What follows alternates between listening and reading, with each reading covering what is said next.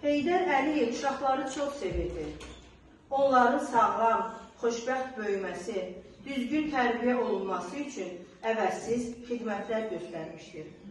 Ulu öndər həmişə söyləyirdi, uşaqlar Azərbaycanın əsl vətəndaşı, ləyaqətli övladları kimi yetişərək vətənə xidmət etsinlər, vətənin şöhrətini dünyaya yaysınlar.